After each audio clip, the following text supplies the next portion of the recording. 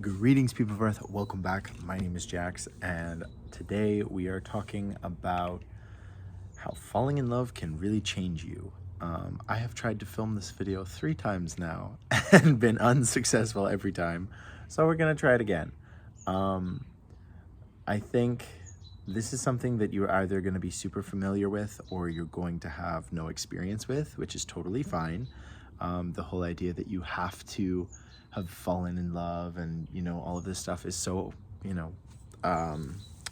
it's your own personal journey. And, if it hasn't happened for you yet, I promise you, if you keep your heart open, it will happen to you. But this is my story, and here we go. We'll see if we get there. So I met this guy 4.5 years ago, and initially it just started as any kind of typical long-term dating kind of thing. We got to know each other. We went on a few really cute dates, some really interesting moments, and, just got to know each other. Probably about 5 weeks into seeing this guy, I realized that, oh boy, I really like this guy. Like, I really like him a lot. And I have been in relationships in the past. I've had long-term partners. I've lived with my boyfriends before.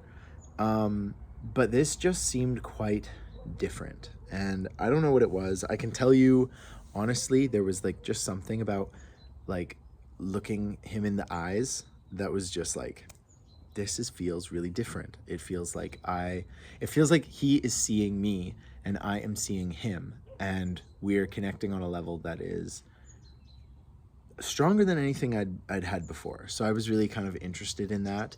But with that, and maybe because of that, I also started to get kind of insecure and like overthinking everything. And I was thinking like, man, does he like me the way I like him? What if this ends really badly? What if I screw this up? What if I say something dumb? And basically because of that, I started to kind of retreat from this relationship, and I started to sort of communicate less, and I was worried about it. And to be fair to myself, he did not reciprocate the same. Like, he kind of pulled away at the same time. And I don't know, this was not the last time we hung out with each other. And so later on, I sort of asked him, like, hey, like, what was going on there? And he basically said, like, oh, he was feeling the same. He just didn't know if I liked him that much.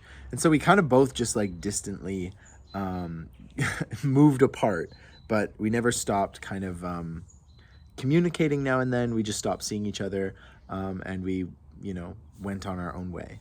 And that happened for an entire year. We didn't see each other for an entire year. We talked to each other now and then, just mentioned, like, put a little message on Instagram or whatever, but didn't really do anything. And basically I just thought about him for the next like year, and eventually all of my friends were like, just text him, like, please just text this boy. And I was like, okay, I'm gonna text him. And the reason they did that was because I was constantly talking about this boy and constantly going like, oh man, I really should just message him. I really should just like, what is he doing? What am I doing? And I think another reason that my friends were so adamant that I just talked to this boy was that I began like a real journey of self-discovery and working on myself. And like, I'd love to be able to say like, oh, I did this journey of self-discovery because I was interested in becoming like a more interesting human being. I'd love to be able to say that, but in reality, I had been thinking about this boy, and maybe I had like romanticized him quite a bit in my head. And I was just like, man, he's so perfect. He's in touch with his spirituality. He's in touch with his physicality and like working out, and, and I just, essentially I wanted to be better. I wanted to be good enough for the romanticized image of this boy I had in my head. And I did it. I became better. I, got back into competitive running and marathons and exercise. I got into CrossFit and calisthenics, and I really just started working on myself in a lot of very productive ways. I got into a lot of spirituality. Taoism was one of the things that I discovered during this sort of I need to be better phase of my life. And I mean, like, I am so thankful and so grateful that that is what happened. Um, and this is basically the main part of the video that I'm talking about, is that, you know, falling in love with this boy made me want to be better. It made me want to step up my game, essentially. And eventually, like, I'll finish the rest of the story, but eventually, I realized, like, oh, I don't actually need this boy in my life in order to live a beautiful life and be happy, because I was pretty neurotic. I'm not gonna lie. I was pretty like spiraling every now and then, going like, oh, what did I do wrong? Why aren't I good enough? Blah blah blah blah. And like, in all reality, it probably had nothing to do with me, you know. We all go on our own journeys. We all have our own areas of self-discovery. It could have been right person, wrong time, but the idea that it's because of me, Jax, that it didn't work out, I'm not gonna think like that. So I hope that you never think that you're the problem in a situation when, you know, it takes two people to have a relationship, and a lot of the time you cannot take their reactions personally. You know, people will react or act in different ways based on their experiences, their upbringing, their mindset, you know, whether they're drinking alcohol. There are a million little nuances that affect people's behavior. And so you can't just think that it was because of you every single time.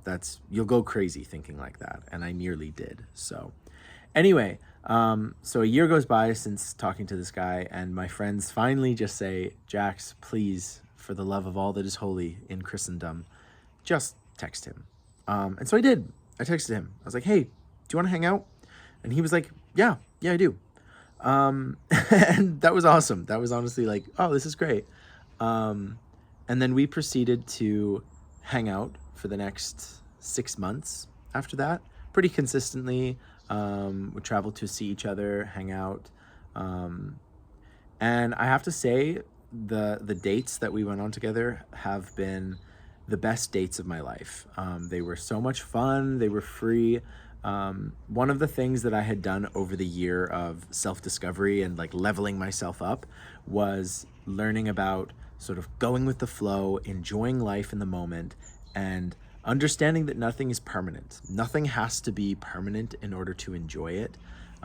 You can revel and love life in the moment and understand that you might never see this person again. And so the dates that I went on with this boy in the second half of our relationship were so much fun. I was free. I was just allowed to just enjoy, go with the flow. We ended up in so many random places, in random situations that were really cool, talking with random strangers at like 2 a.m. It was just incredibly enjoyable and entertaining. And I look back on those adventures so fondly. I mean, I don't even think of them as dates, really. They were just adventures with somebody that I really love and care about.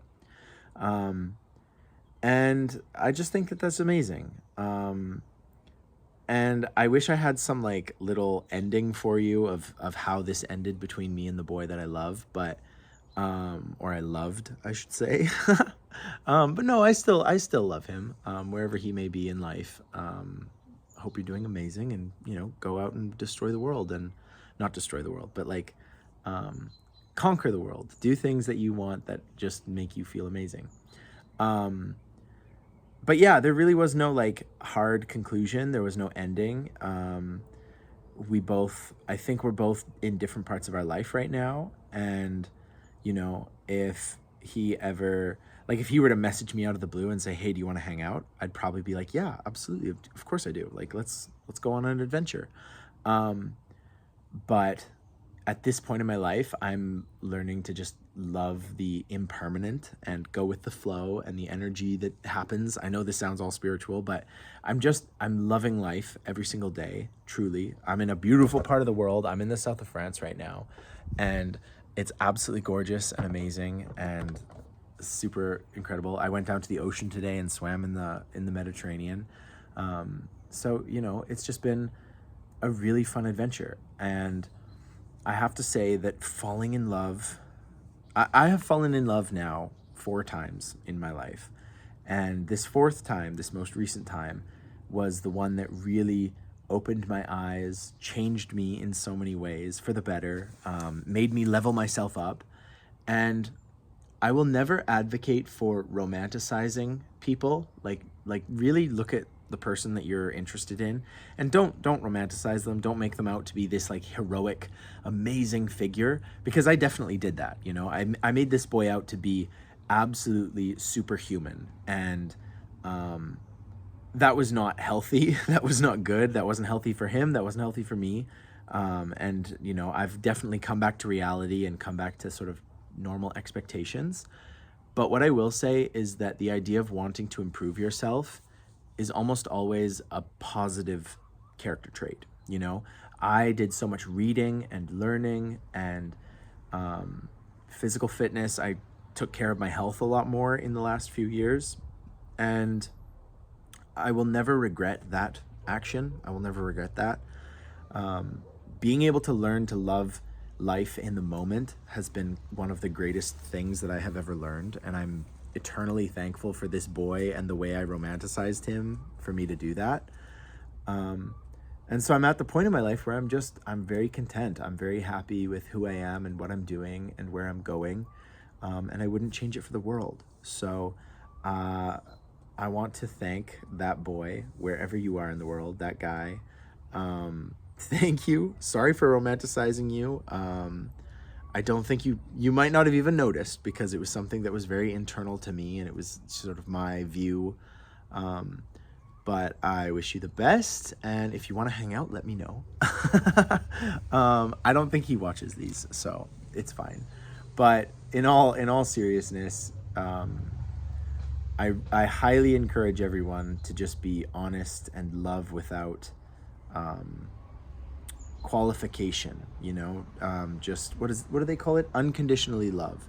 Love what you do, love the places you are, love the people in your life, and don't put conditions on them, because none of us are here forever. And so you really have to appreciate where you are and what you're doing in the moment. I talk about anxiety and struggling with worrying about the past and the future, but if you can just live in that sweet spot right in the present and truly get to the point where you enjoy what you do, no matter what you do. I mean, you know, I know it's all well and good for me to talk about like, oh, love what you do, while I'm, you know, sitting here in this lush, overgrown garden. But you don't need to be anywhere special to love what you do. I love just sitting at home and having a cup of tea in the morning, reading a book, listening to some music I like, catching a bit of sun when it's out and it's not minus 400 in Alberta. But yeah, I just think that appreciation is really important. And be careful with the whole romanticizing, because love is amazing, and it's one of the things that makes life so magical on this planet. But you have to do it properly.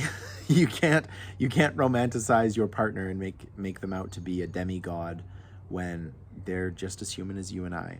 So, but if it makes you step up your game a little bit, you know, just maybe a little bit, moderation, I don't know.